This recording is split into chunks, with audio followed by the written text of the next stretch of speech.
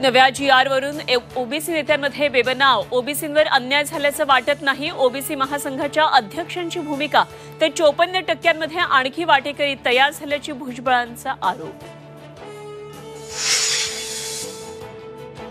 मराठवाड्यातल्या सर्व मराठ्यांना आरक्षण मिळणारच, जरांगेंनी ठणकावलं. कोणाचं चांगलं झालं की माती कालवायची हा धंदाच. भुजबळांवरही जोरदार हल्लाबोल.